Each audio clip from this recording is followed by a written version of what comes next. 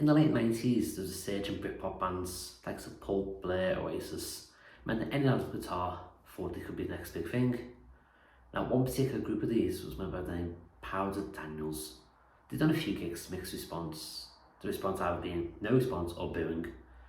The songs were okay and did a decent cover, but they were so overconfident.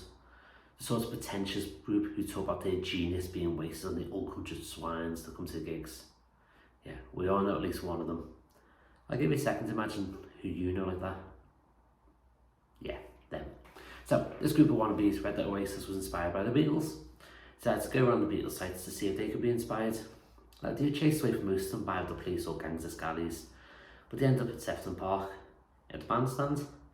Allegedly, this was the inspiration for Sgt. Pepper's cover. So one of the band's little brothers, Anthony, was in charge of recording their moments. It was the 90s, he had one of those ghetto blasters, we had to push the two buttons at once, play and record. Older ones know what I'm talking about, young ones just Google it, you'll understand. Now, it was late at night and the park was deathly quiet. So he jumped out the gate, set up the instruments and started jamming. Now, they assured each other this would be perfect for the spirit of John Lennon to inspire them. But just to be on the safe side, the lead singer set up a Ouija board. Now, they get no response from it, but they kept going. So as night went on, the band got drunker and drunker, and the lead singer dropped a bottle. As he reached down, he cut his finger, and blood flowed everywhere, including over the Ouija board. Now he screamed every obscenity he'd ever heard, and a voice came from the darkness, congratulating him on his creativity and swearing. So a tall figure approached him, a dark hat pulled down across his face, long dark trench coat, and lit cigarette in one hand. He walked towards the band and slowly backed away, but he pulled out a bottle of vodka. "It's okay, fellas, I just heard you playing and wanted to join in." He passed the bottle around and they had swig, well, apart from Anthony, vodka wasn't his thing. All of a sudden, the stranger pulled out the guitar. No idea where from, but shone in a torchlight. And even in dim light, you could see it was an impressive piece of equipment.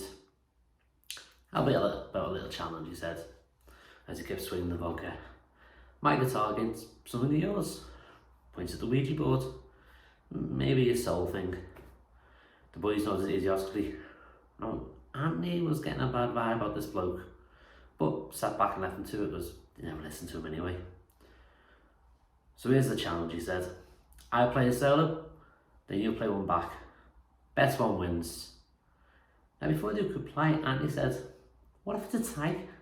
"Well," said the man, "I'll let you have the win, because when it comes to music, I'm the best there's ever been."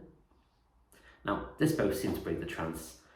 The band had been back to the usual selves, arrogant, showing the man their best because, well, they're overconfident, I told you. "It's a deal," said the man, and he started to play. Now his fingers were blur, and he moved so fast, it sounded like there was two guitars playing. The band throughout was known they can't compete with this man. His hand moved faster and faster, it seemed like fire followed his fingers. When he finished playing, he smiled and went slightly too wide for his head. "Your turn, boys," he growled. The band nervously picked up the instruments. Suddenly Anthony stood up and lifted up his speaker. "My turn." And he pushed play. As he played back the man's own song, he smiled subtly. "I have played exactly like you, so we win. Give me your guitar." The man stared, trying to think of a reply. Started laughing. "Well, I guess you're right, little man. You've outplayed me, so you win. But they didn't. So you can take what's mine, I'll take what's theirs." And he threw the guitar full force at Anthony, who caught it. As he did, he stumbled backward and fell over the railing.